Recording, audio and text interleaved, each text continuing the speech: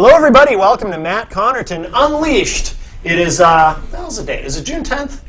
Yes. June 10th, 2013. I was thinking it's either the 10th or the 11th. It is the 10th. It is the 10th. And we are live at 2 p.m. I should say 2 p.m. in the Eastern Time Zone if you happen to be watching us online on ipmnation.com, because we have people all over the country who watch us. And, of course, if you're watching us locally in Manchester, we are at the MPTS studio. And we're also now on in Cambridge, Salem, Mass. And are we on in Nashville yet? Not yet. Soon we'll be on in Nashville. So we'll be infiltrating the South and spreading the, we'll be unleashing in the southern region of the country. Yeehaw. You see what I did there?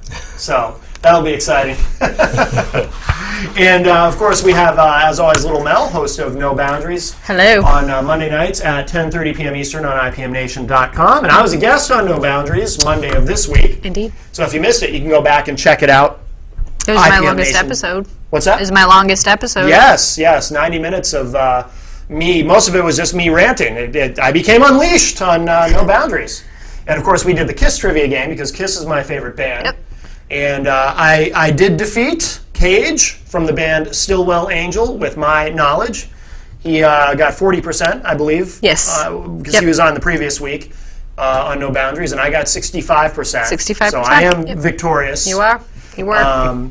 Though I will say the questions, a rare moment of humility on Unleashed, I will say, the questions that he got wrong on the previous week, I would have gotten wrong as well. I also did not know the answer. So, but this week, so we don't really know. The only way to be sure who the bigger Kiss fan, the truer Kiss fan is if he and I were in some sort of head-to-head like Jeopardy type thing. We might have to set that up. Yes. And also Dan Randlett.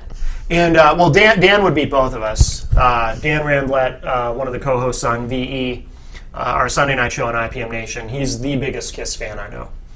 And Dan would easily win. When we did the lip sync in high school, I've known Dan since high school, and when we did the annual lip sync show, Dan was Paul Stanley, and I was Ace Frehley.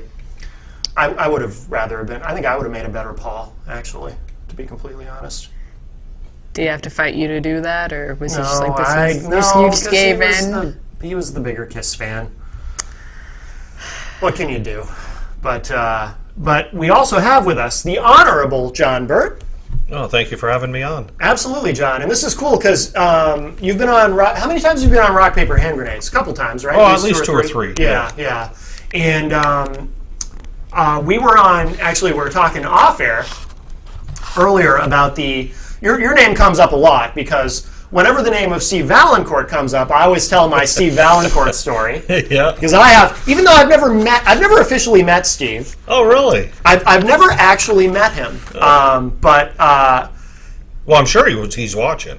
Oh, I'm sure he is. I hope he is, because he probably heard that we talk about him on the show, and he loves attention. Yes, he does. And we talked about him extensively last week because we had Ross Terrio on the show. And, of course, Ross had that lawsuit for defamation of character, I think was officially what the suit was over. So, the story that I always tell, and John, you confirmed for me that you were, in fact, there, because I always mention your name in the story, because I seem to recall you being there in your Santa Claus I was there. Outfit. But, I don't know if Steve knows I was there. Right. See, Steve might not know you were there. And I always include you in the story, but there's always that little bit of doubt in my mind. Was John there at that point? But you did confirm for me that you were, in fact, there when, for those who don't know, when we were all waiting to go up to do the Mansterdam Christmas special, not this past Christmas, but the year before, Mansterdam, Wednesday nights at 11, they were doing their annual, their Christmas show. They had a 2-hour special that year. And we're all outside waiting to go up, and the door downstairs locks automatically after a certain time, so there's a bucket in the door propping it open. And Steve Valancourt had just finished his thing, and he's coming downstairs, and he grabbed the bucket and tried to lock us out on his way out, so we couldn't go up. Because he doesn't. I don't think he's any fan of Amsterdam. No. They speak of him occasionally. Yes. Now, didn't Ross Terrio last week say something about he might have done that because of something that had happened previously? That's right. I don't know if you know about this, John, but there was an incident when Steve used to do his show, Steve's Liberty Express. Yep. Apparently there was a Wednesday that he got locked out of the building, because he used to do his show, I guess, on Wednesday nights, and he got locked out. And the Will and Joe show, Will Infantine and Joe Kelly Levasseur, they do their show Wednesday nights. I think it's on at 9. No, I'm sorry, it's on at 8.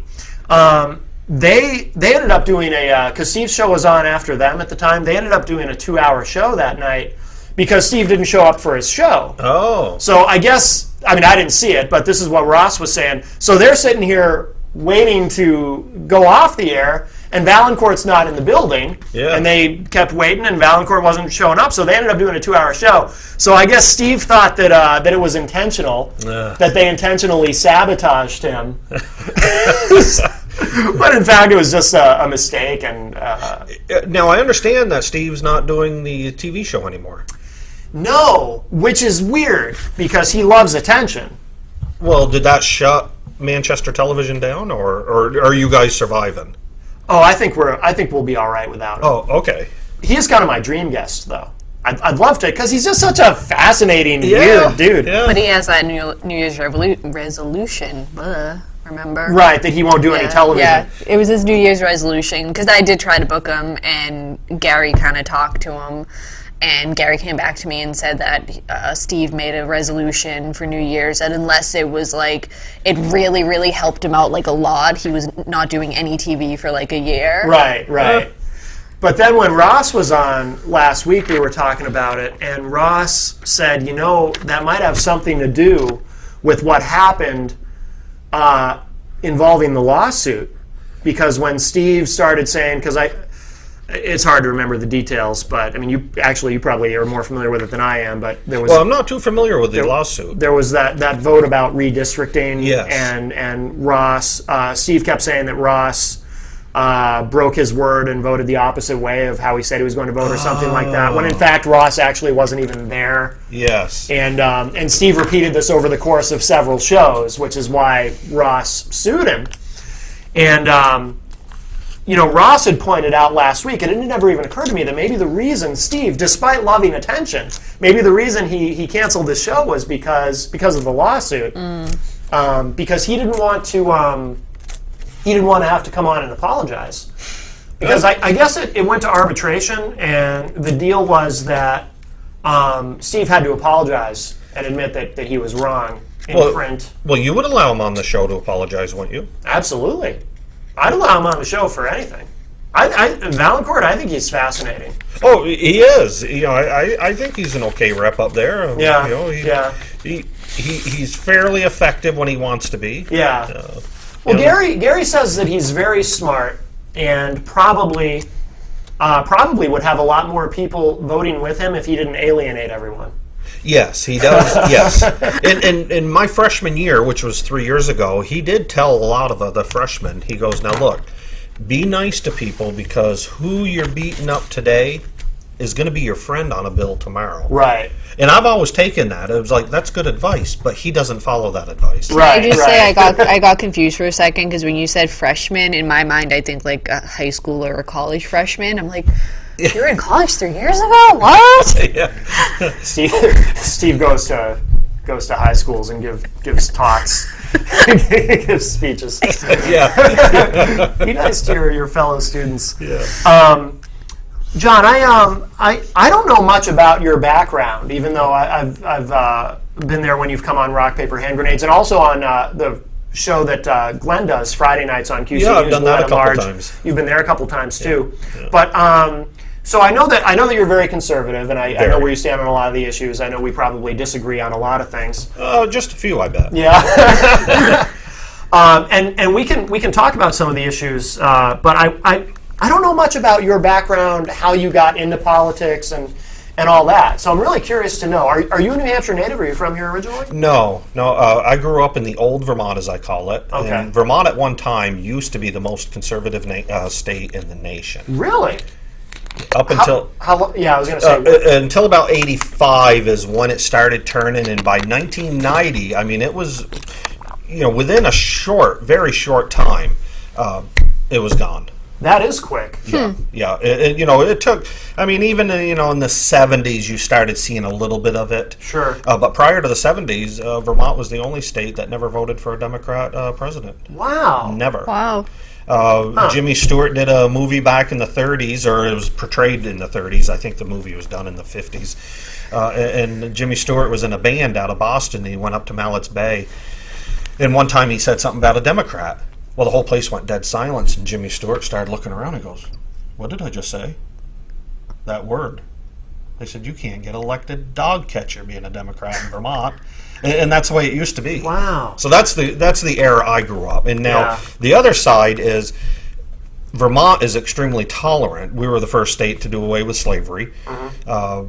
We were the first state to do a lot of things. The Union almost didn't let Vermont in because we're too, conservative and too radical, as they called it. Yeah. I know New York and Pennsylvania almost voted us out, so they weren't going to let us in. No kidding. 13th state, or the 14th state. I'm sorry, 14th. Yeah. And if I do my history right, but it was just funny that that Vermont has switched that far. So but with the old Vermonters, and I'm one of them.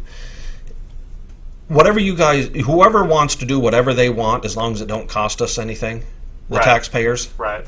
we don't care what people do. Kind of really a libertarian attitude. It is. Yeah. And so that's kind of where I fit in. I'm extremely conservative. I don't want it to cost me a nickel. I want the lowest government as possible. Right. Yeah.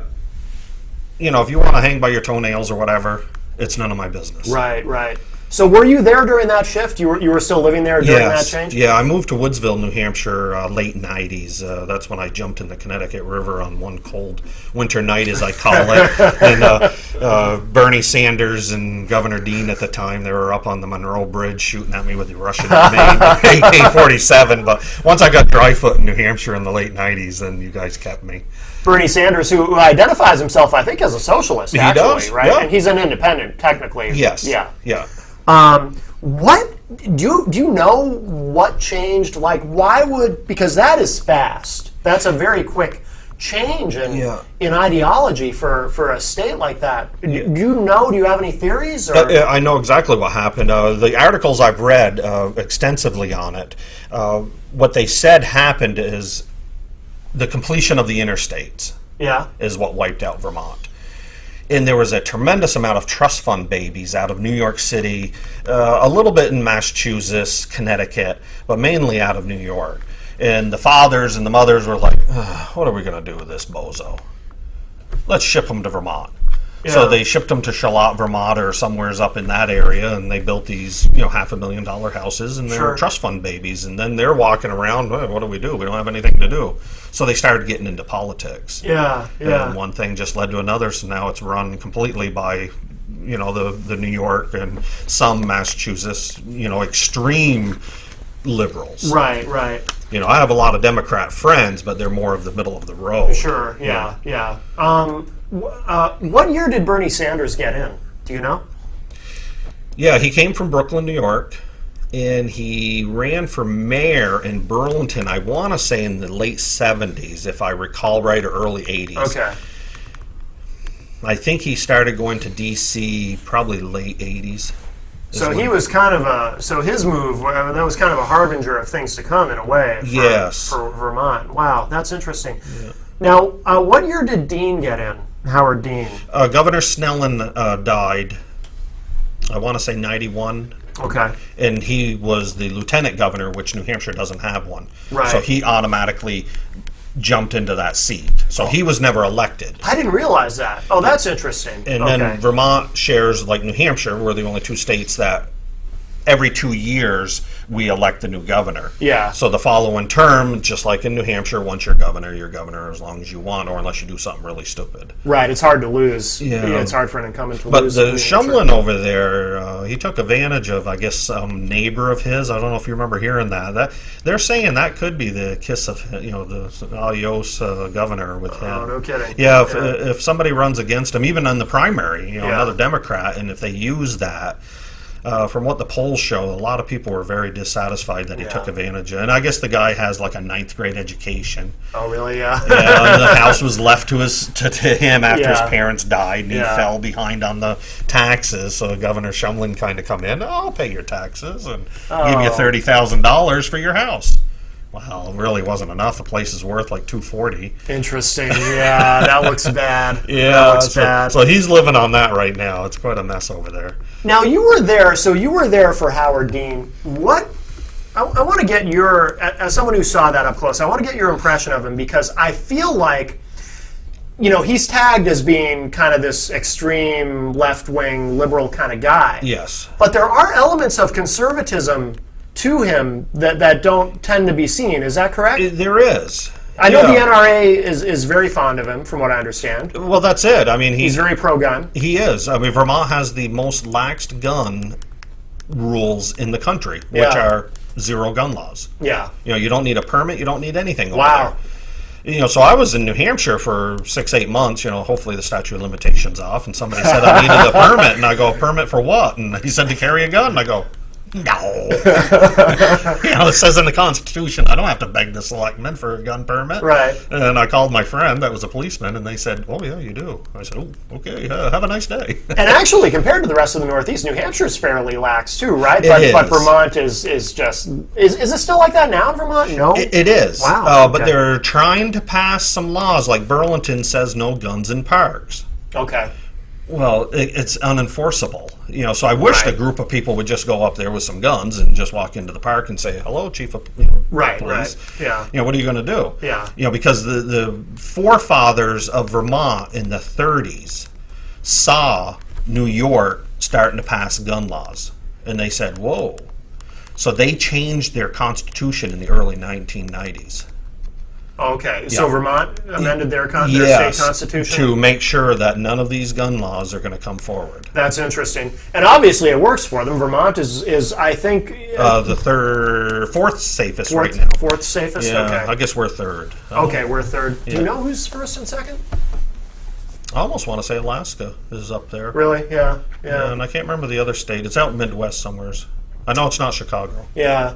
Are there any other issues that you recall from Howard Dean's era when you were there that kind of doesn't jibe with the national perception of him? Yeah, well Dean is he is fiscally conservative. Yeah. Vermont at one time, ran a fairly tight budget, especially when Snellen was in office. Okay. Governor Snellen, and then unfortunately he passed away. And Dean kind of lived up with that. He stayed with that. I mean, he did add some, big expenses toward the end. He kind of got away from it. Sure. And passed an Act 60, which is for schools. So the state really controls all the schools. There's no more local control. Okay.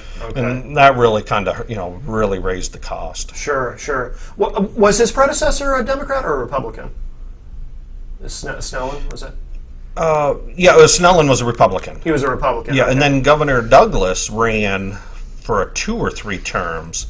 And I think in the 3rd term, he says, I'm done, because they kept overriding him on the vetoes. Okay.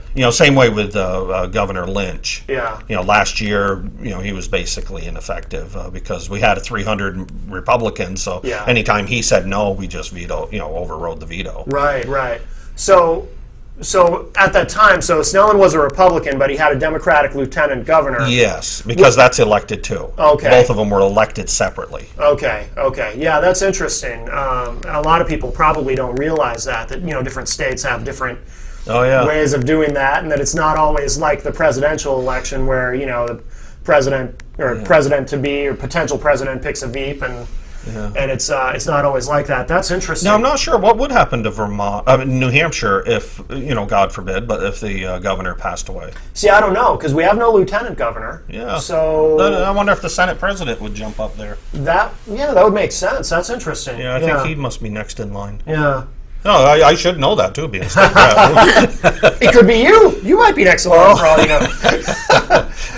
So what year did you come? 91 is when you moved? No, I jumped over here. It might have been late '98, early '99. Oh, okay. I'm sorry. Yeah. Oh, that's right, because you were there for a lot of Howard Dean. Yeah, and then I bought my house in Goffstown in early 2004. Oh, okay. So why did you decide to come to New Hampshire? I was looking for freedoms. Really? Yeah. Vermont was just starting to become the #1 tax state, and I ran a business over there for 18 years. Yeah. And I was thinking, I got to sell this company at some point, and I'll move over to New Hampshire. I wanted to bring the business to New Hampshire. Yeah. But unfortunately, at the time, I built the company on Vermont laws. So it was going to cost me more money to run it out of New Hampshire. New Hampshire has higher workers' comp and higher business taxes. Yeah. Which is something that's something I learned from doing rock, paper, hand grenades with Gary, because you hear about the New Hampshire advantage, and I'd always assumed that included business. But apparently New Hampshire is not particularly business friendly in a lot of ways. No, we're like 46 or something in the nation. Brutal. It is not being. Where Vermont, it is a little bit more. Yeah. But I don't know where they are today. I sold the company in 2007, and that's when I was down here full time. Yeah.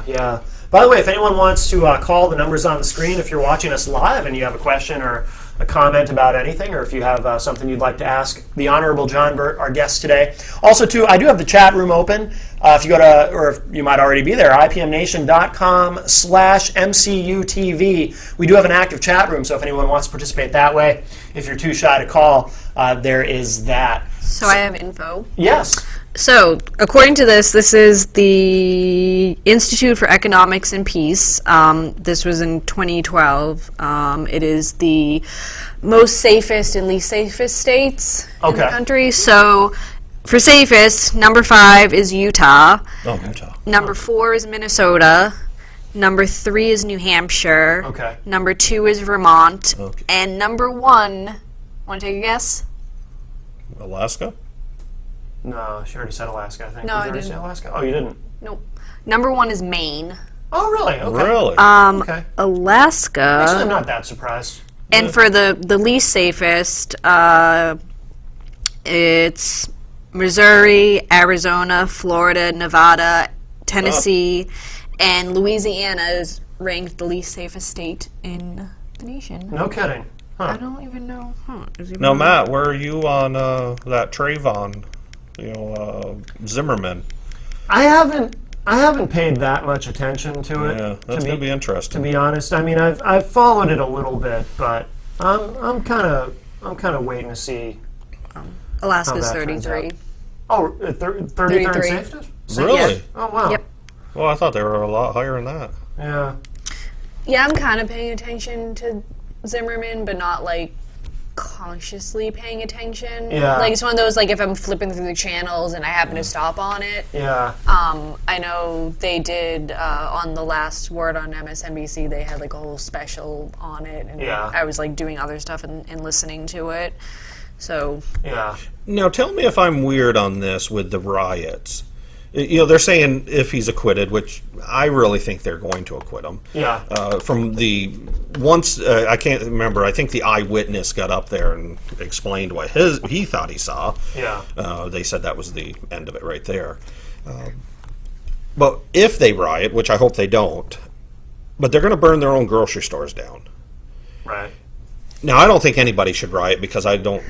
People can protest peacefully. Right. But with that said, if I was ever going to riot, Yeah. I would go to Concord and burn their grocery store down and leave Goffstown grocery store alone because I want to make sure I get food. So I don't understand, why do they burn their own stores down?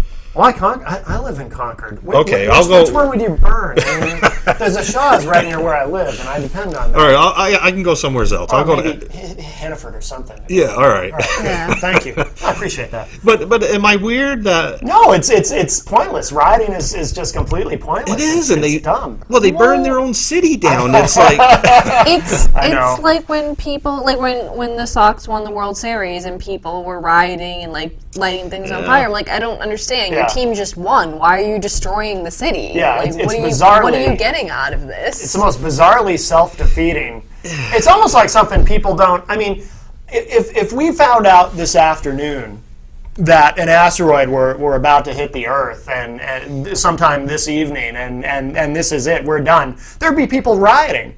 Yeah. There really would. There'd be people like stealing widescreen televisions out of stores because they wouldn't know what else to do. So that's like the fallback. But I just never understood why they burned their own city. I can't grab the thought on it. Yeah. But it's interesting connecting that with the Trayvon Martin case because I've always wondered. OJ, of course, was acquitted. Mm-hmm. Yes. And people tend to believe he was guilty. Yeah, they do. Generally. I remember wondering, I should be very careful about how I say this, but it's Unleashed. I say whatever I think, so I don't know why I'm second guessing myself. That's why the show's called what it's called. I always wondered if I'm not saying I think this is what happened, but and I'm not a conspiracy theorist by nature, but it has entered my mind. Is it possible that somehow this was rigged so that he was acquitted because there was worry that if he had been found guilty, there would have been riots? Because there was... I've heard that, yes. Yeah. That is out there. Because there was a very strange sort of racial divide in this country during the OJ trial, where African Americans generally were saying, no, OJ is not guilty. And everybody else was like, he's obviously guilty. Yeah. Why did he run if he's not guilty? Yeah. Of course, ever since Rodney King, I mean, there's always going to be that sort of, that undercurrent, that worry about, well, what if this doesn't go the way that some people think it should? Well, I don't remember how old I was when O.J. Simpson happened. I think I was pretty young, so I didn't really grasp all the details because I was probably playing with my friends or something like that. The glove didn't fit, so they had to acquit. See, I know all that and everything. See, I remember that. But as far as like the writing, I think like it would have not only, and this is my opinion, but it would have not only been a whole racial thing, but O.J. Simpson was a football player, and when you bring I think you would have had those like hardcore like football sports fans who get like really like attached to the players that they like. I don't know the guy's name. He's I think the Arizona Cardinals guy or something. The football player that something happened and he was arrested and he's on trial and everything. Oh, you're talking about Sandusky in Pennsylvania? Yeah. He's a football player, right? Well, no, he was a coach, an assistant coach, right. And I mean I'm not a sports guy, so I might get some of this wrong, but Joe Paterno was the guy who everyone's hero in Pennsylvania, and all these college football fans who love Joe Paterno, who I personally think, I like to think that there's a special corner of hell for Joe Paterno because, and a lot of my friends who are into college football find that deeply offensive that I would say that, but this is a guy who was told what Sandusky was doing and didn't think it was important enough to go to the police. And that's the thing, like, because you were talking about how, like, people, like, love this guy, and that's how it is. Like, I mean, look at people like Michael Vick and what he did, but there's still sports fans. Oh, it's okay, well, we'll forgive him because he's a good sports player. And it's part of his culture. You can't judge him for that. It's part of his culture, which is a BS excuse. And I think that evil is evil. Yes. If with O.J. Simpson, if they had rioted, I guarantee you would have had people being like, "How dare you do this? Now you've ruined his future to come back to football," or insane things like that. Yeah. So. Yeah. Well, it's a very self-defeating thing. Well, the Patriots has taken back jerseys for this guy. Hernandez. Yeah, I'm not. I don't even know any names of. Because I'm not a sports fan. Hernandez, I think. Yeah. So I think a lot of people are dumping him. Yeah. Well, it's bad PR. Yeah. They have Tebow now, so they're getting a lot of. There is. It's funny, and I say it all the time. There's no such thing as bad publicity. Just make sure you spell my name right. But there are exceptions, of course. Oh, yeah. Yes. When you're on trial for murder, that's or a conspiracy to commit murder, that's certainly one. Or anything involving molesting kids, Although, well, I don't know though, the molesting kids thing. Like I said, because Joe Paterno, there's still people who say, oh, he shouldn't have been fired, and he's a hero, and no one's saying that about Sandusky. But Paterno, I know all kinds of people who are all upset. Oh, he was a college football hero, and they're disrespecting him, and the guy knew what Sandusky was doing and didn't go to the cops. I mean, that's just evil as far as I'm concerned. Yeah. But what brought you into politics, John? What?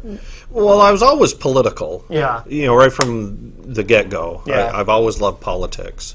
Right when I bought my first house when I was 20 years old, I'd stick my Governor Snellen sign out there. Yeah.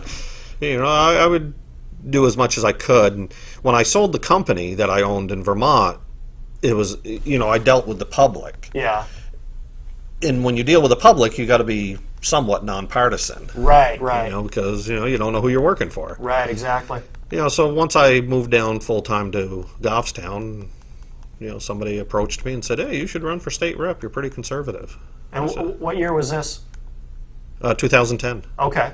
Yeah. Oh, okay. So you haven't been in office that long. No. So when I met you, you were still in your first term. Yes. Oh, interesting. Yeah. Okay. Yeah, I never ran for elected office in my life until I was 50 years old. Yeah. And I ran for the budget committee and won that So in March, and then I ran for state rep in November and won that. wow. So were you nervous? Your first foray into politics, or I was. Yeah. I love politics, and so I know a lot about it. Yeah. I know how the game's played, and Yeah. how you do it. Yeah. So there is an edge to it.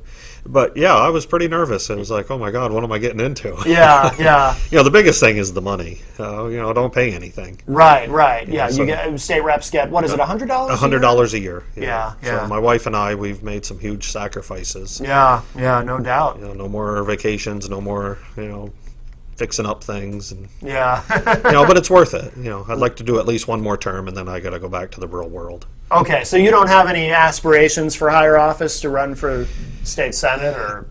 Some like that? do for me, and I think if the money was there, Yeah. there's a couple groups that would love me to run for senate against Lou D'Alessandro. Yeah. They said, because Joe Kelly Lavasser almost won, 147 votes. Did he run? He ran against Lou? Lou in 2010. Oh, okay. And then Phil Grazzo ran in 12. Yeah. I've interviewed Phil a couple times. Yeah. Phil's a good guy. Yeah. Oh, yeah. I like Phil a lot. Yeah. But but Lavasser ran a campaign. I mean, he pounded doors and lost just by 147 Yeah. votes, if I remember the number. Well, he's a hard-working guy. Oh, he is, and Yeah. that's the way I campaign. Yeah. And that's why there's a group out there, a couple groups that are soliciting me to run against Lou because they said, I could beat him. Yeah. But I told them, I said, well, if there's $100,000 sitting in a bank account for me, campaign funding, Right. because that's what it would cost. Yeah. I would consider. I'm glad you clarified what you meant by Yes, that. yes, campaign. Yeah, It's not like, if I get home and there's $100,000 in my freezer, well, because that's what it would. mattress. yeah. It would cost about $100,000 to run for Senate. Yeah. Wow. That's a lot of money. So it's a possibility. Yeah, it's a possibility, but I own this political company that I just started, and I really want to make that work. Can you tell us about that? Yeah, it's called Granite State Institute of Politics. It's Granite State Institute okay. of Politics, and it's a new company. Actually, John, hold that call if you hold that thought rather Yeah. if you would. We have a call. Hi, welcome to Matt Connarton Unleashed. Who's on the line? Hello? Don't be shy. This is your time to shine. Okay. Rats. This is the Phantom. Oh. Every once in a while, the Phantom Yeah. calls. Do they? I think so. All right, I'm sorry. Go ahead. So, what's the name again of the? It's called Granite State Institute of Politics. Okay. And it's an LLC. I just turned it into an LLC before it was a sole proprietorship. Okay. And it's just a political company that I push conservative candidates. Okay. And I've done, I think, I don't know if you've been, I know you knew of one. I have debates, like the governor's debate in 2012 and 2010. Okay. And I had a U.S. Senate debate for the candidates on the Republican side. Oh, okay. Okay. Yeah. And the last venue I had, we had over 550 people at the Radisson. That's fantastic. Yeah, they said it was Wow. the second largest Republican gathering at that time, in July of a year ago when I did it. Yeah. Oh, that's great. Oh, it was wonderful. So now, how do we find this online? You have a website for it, I assume. Yes. It's being developed right now. Okay. There is a Facebook, which is Granite State Institute of Politics Facebook. Okay. And that's fairly new, so we're just starting to get the information out. I have a board of advisors that help me, kind of guide me down the path of, I'll meet with them probably about once a month. I try to meet with them, and we talk about, okay, this is my vision, this is what I want to do, and they'll say, oh yeah, let's head down this path, or they'll say, you might want to veer a little bit this way, and because we want to appeal to as many people as we can, and hopefully get. As you know, I'm conservative, and just get conservative people elected. Sure. We do have a call. This is David is on the line. This seems legit. Hi, David. Welcome to the show. Hello? David, turn down your television. We're on a delay. Yes, hello, sir. Hello? Can you hear me now? I can hear you now. Welcome. What's up, brother? How you been? Is this the David? Is this David Grover? David Grover. Hey, what's up, man? It's been a while. Dude, you got your own show now, huh? Yeah, well, this actually, it's not new. I did this show for about a year over at QCE News, and then we moved it here to MPTS. But I'm still on the other shows as well. Has it been Matt Connarton the whole time? Yes. Yes, it has. Can you hear me, David? You're kind of breaking up there. David, I don't know if you can hear me, but if you get to a better, I assume you're calling from a cell. If you get to somewhere where you have better reception, call us back. All right, he was kind of breaking up. I don't know if he could hear me. You also host your own television show, by the way. Yes. Can you tell us about that? Yeah, I have over in Goffstown. I do. It's New Hampshire Politics with John Burt, and I just have various candidates over there. I'd love to have Democrats come on. I just can't find too many of them to do it. Every now and then I'll get one, and I'm always cordial. Yeah. Because that's the way I believe in being. Yeah. I just did one show. I'd love to get it to you to put it on your. Yeah, we want. I know we've been talking about that for a while. We gotta work on that. Yeah, definitely. But I just went up to Bloomberg's bus tour, the No Names or whatever they call it, No More Names. Oh, is that the anti-gun thing? Yes. Okay. Yeah. Yeah, I was up there and I interviewed a few people. I taped my show live up there. Oh, very good. Very good. Yeah, so we're going to start airing that hopefully next week or week after. We're working on the editing right now, but then I talked to pro-gun and the anti-gun. Yeah. And to be honest, a lot of the anti-gun, as I call them, they weren't really anti-gun. They just want more regulations. Right. So I was really glad I went up and did that because I enjoyed seeing both sides. Yeah. And I admire that as a Republican that you would point that out, that they're not really anti-gun, they just want more regulation. Yes. That's an intellectually honest thing to say, because I always hear Republicans say, oh, they want the government to come and take our guns away. Yeah. Which is not true. It's a mischaracterization of how they feel. Yeah. And I'm very pro Second Amendment. I mean, we have look at Vermont. Yes. No gun laws, and it's very safe there. So I do believe the adage that an armed society is a polite society. I think that's true. Yes. But at the same time, to take these people who do want more regulation and to kind of demonize them the way some people do, and to misrepresent their position frustrates me quite a bit. So. It's like the people that say that someone who's pro-choice is pro-abortion. Oh, that drives me nuts. Yeah, it drives me nuts. Because I did a whole show about that. I'm one of the, my stance has changed a little bit, but I'm someone that someone would have said oh, you're anti-gun. I'm not anti-gun. I'm very pro-Second Amendment. I have no problem with people owning guns. Personally, I don't know if I would own any, but I'm just for better gun control, better background checks, better regulation. I'm not everybody can't have guns and take all the guns away because that guy doesn't know how to play nice with everybody, so ruin it all for that's...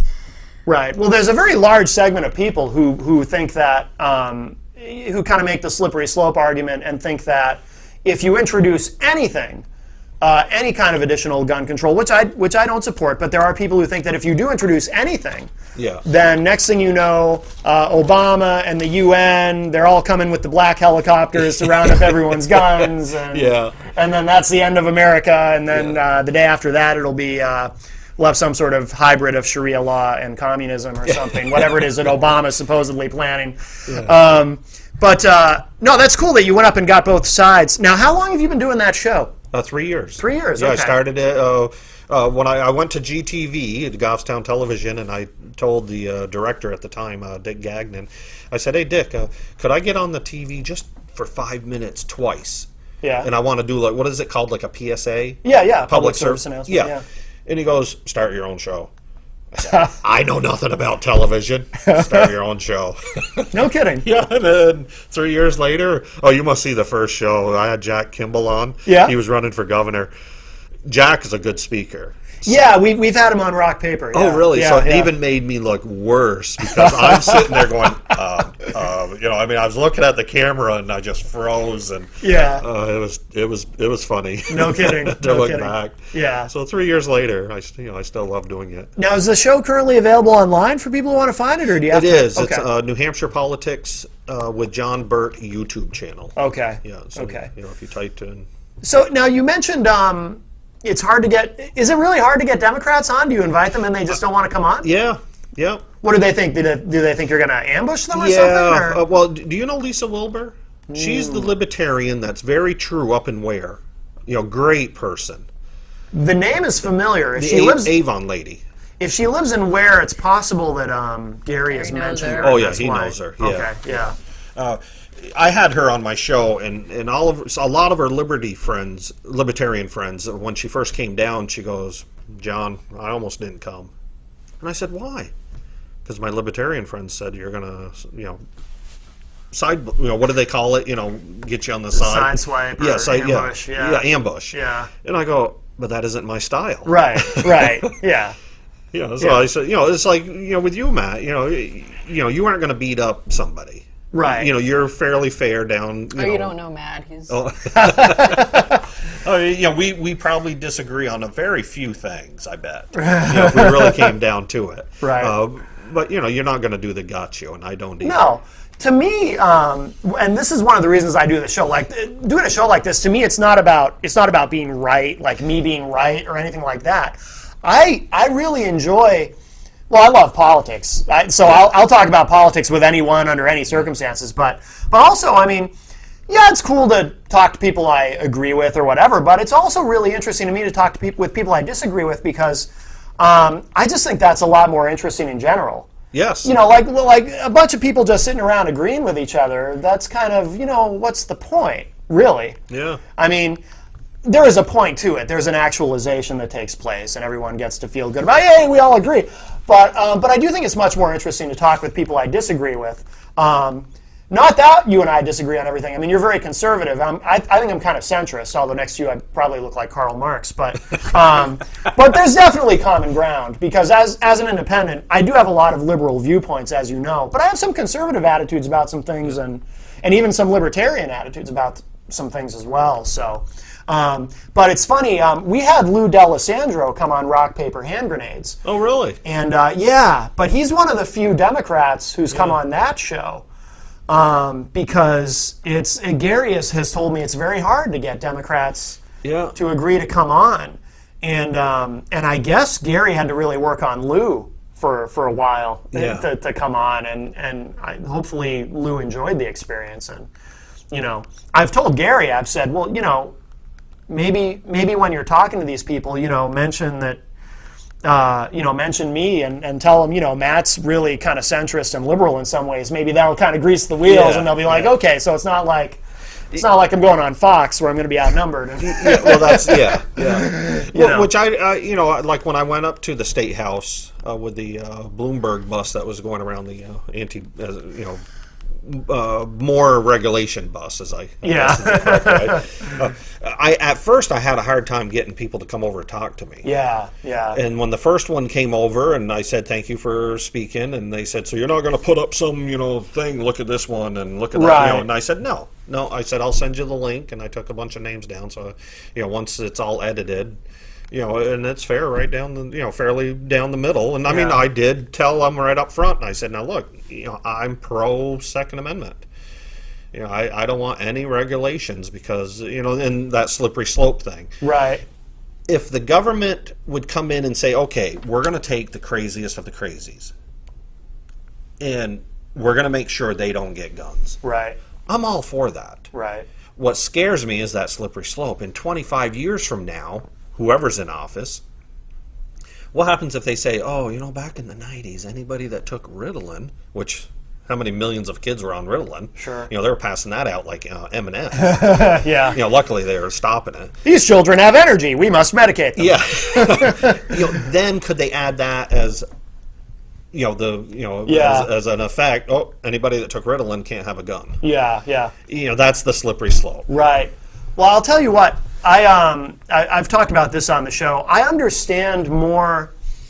I understand that slippery slope way of looking at issues more than I used to. Yeah. I know what's coming. Because I was thinking about that too. Yeah. I used to up until recently.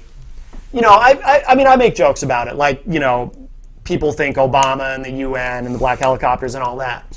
But I understand a little bit better now why folks who may feel about it like you do, the slippery slope thing. I understand that better than I used to, and I'll tell you why. And I haven't heard or read anything about this recently, so I'm not sure where this sits federally.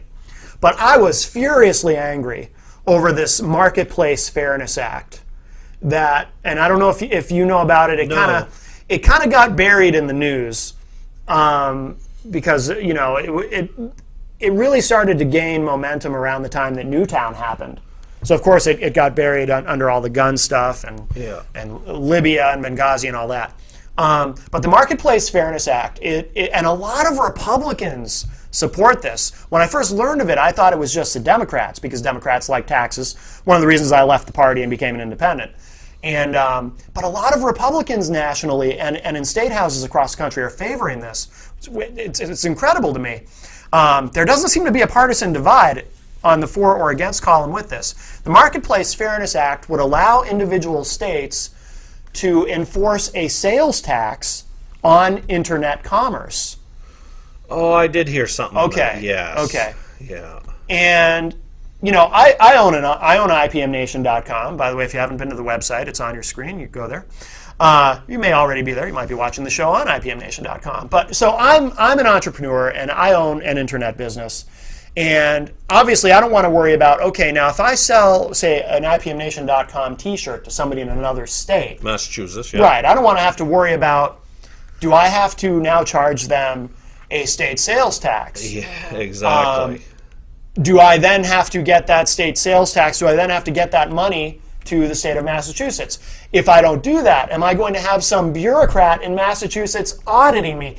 It's a whole nightmare of potential scenarios that this opens up if it passes. I also, though, and this is how it relates to the gun thing, I found myself also thinking and saying, there's a slippery slope here because this is the government beginning to take a piece of the internet. Yes. And the internet needs to be free, open, and borderless. That's what it's supposed to be. That is absolutely how it must remain. Exactly. It must remain. The government needs to keep their hands off the internet. Yep. Period. And so I'm thinking about that, and I'm thinking, okay, this is the beginning. Now they're going to start taxing. They finally figured out a way to start taxing the internet. And then what comes next after that, and what comes next after that? And that's when I kind of had this revelation, this epiphany. I said, wait a minute. This is how the pro-Second Amendment folks, and I'm pro-Second Amendment, but this is how the folks who strike me as paranoid. Yeah, I see where you're going. This is how they feel about the gun debate. Yep. It's the same kind of thing. And then I was like, I get it now. Now I understand why these folks feel the way they do. I feel the same way about the Marketplace Fairness Act. Yeah. It's the government beginning to encroach. And once they begin, they're not going to stop. They're going to take more and more of something that's very important to me. So I get it now. I guess my very long-winded way of saying I get it. Well, there's two examples that we totally 100% agree on. Yeah. Because it is. If you let them in the door, it'll never stop. Right. Yeah. And there's a lot of, like I said, too, there's a lot of Republicans nationally and in some state houses across the country that are actively supporting it, which was a surprise to me. But when I dug a little deeper, I figured out why. Because, and I know this is something we agree on because of a conversation that happened off air before we went on the air. Federally, at the federal level, whether it's Congress, whether it's the executive branch, they're all bought and paid for. Yes. Our federal government operates on a system of legalized bribery. And I always say, when you vote for someone to send to Washington, D.C., we like to think we're voting for someone to represent us and our values and the issues that we care about and this and that. But really what we're voting for is we're voting for whatever set of special interest groups and lobbyists and corporations and whomever bought that candidate. That's who you're really voting for when you vote for someone. Yeah, pretty much. And it occurred to me, there's the brick and mortar lobby in Washington, like Walmart and these large companies who are very threatened by online commerce, by internet commerce. Who want to find ways to hold it down, who want to find ways to take back some of what they've had to give up. That's right. And that's not to say that eBay, for example, I'm sure they have lobbyists in Washington too. But the brick and mortar lobby is very powerful. Yes. And they own some of these people, not just Democrats, but Republicans. And that's why this is kind of a weird nonpartisan issue. Because you also have on the anti-Marketplace Fairness Act side of it, you also have Democrats who oppose it. In fact, I'm proud of the fact, being a New Hampshire resident, that not only Kelly Ayotte, but also Jean Shaheen, a Democrat, they both, I think they even issued a joint statement, which probably went largely unnoticed because the media at large is not focusing on this issue specifically. But I think they did, if I recall, issue a joint statement saying the Marketplace Fairness Act is a bad idea, and they both oppose it. Good. So being from New Hampshire, I'm very proud of that. But now, where is the bill now? I don't know. I need to go back and look at it. Yeah. Like everyone else, I get distracted by the issues that the media cares about, and unfortunately, this, while it's an issue that I feel very passionately about, it's not getting a lot of attention. Yeah. So I need to find out. Yeah, because that's very important to New Hampshire with no income tax or no sales tax. Mm-hmm. And the bill would leave it up to individual states to decide whether to charge a tax or not. But again, what's the difference? If I'm in wonderful tax-free New Hampshire, but I'm selling something to someone in another state, or I buy something from someone in another state that has chosen to enforce this, because see, the way the Republicans that are actually for this, the argument they're using in favor of it is it's not a new tax. Because Grover Norquist, who I generally tend to disagree with, I'm with him on this. He's coming out, of course, and condemning this and saying it's absolutely a new tax. Oh. The Republicans are arguing in favor of it. The loophole that they have found is they're saying, no, it's not a new tax. We're just expanding the enforcement of the tax because it's up to the individual states. So if a state already has a sales tax, well, we're just expanding the enforcement of it. We're going to start enforcing it online if the federal government passes this, which will then allow us to do that. That's how they're getting around it. And it's a completely BS argument. But then how would you figure out, let's say in Vermont, they have a sales tax. Right. Middlebury, Vermont, and Manchester, Vermont has a 1% town tax. Oh, that's interesting. Sales tax. Really? So you pay the 6% to the state and then another 1% to the town. Well, that's obnoxious. How would anybody know this? Right, so if I sell something to somebody in one of those towns, now I got to worry about, see, it's a nightmare. Yeah, it's a logistical nightmare. Or you'll have to pay this firm that will do all the research for you. Yeah. But then, it's a burden, an extra cost that you have to pass on to the customer. Yeah, exactly. No, we need to kill this thing. John, we only have a little bit of time left, but I want to ask you really quickly. I want to get your perspective on something. Yes. The IRS scandal that's been going on in Washington. I want to just get your thought on this quickly because we're talking about taxes specifically. I hadn't planned on asking you this, but it seems like a natural question. Yeah. I feel I have a constructive criticism of if you will, of the Republican Party's handling of this. I think that as a party, you guys have blown an opportunity here because you're focusing a lot on, how Obama fit into this and all that. I'm not saying you specifically, but I'm saying as a party. Yes. I think the smart play would have been to use this moment with this scandal as an opportunity to say, this is why we need to gut the IRS and simplify the tax code. A conservative principle, which I completely agree with, by the way. Yeah. I'm all for simplifying the tax code. Reagan did it, and I think we need to drastically do more of that, absolutely, and gut the IRS. And I think that as a party, you guys have missed an opportunity here. We have. You agree with that? Yeah. Yes, and I totally agree with you on what partially how you said it too. Is that we used it against Obama. Mm-hmm. Bottom line, he's our president. He isn't running for re-election, Right. so he shouldn't even be on our radar. We should have used this opportunity to beat the tar out of the IRS. Right. You are absolutely right. But instead, they'll jump on the bandwagon, some of the Republicans, oh, look what Obama's doing. Well, Obama is irrelevant at this point. Yeah. He is our president. He's going to be our president until 16, and then somebody new's coming. Right. We should have absolutely beat up on the IRS with that. Yeah. And I'm wondering how the news media, because I was shocked that they went after the AP. Yeah. I mean, I guess they were after a lot of people, the IRS. Yeah, which is creepy. Now, where are you on the NSA, your cell phone there? Well, they know what you're typing right now. Right.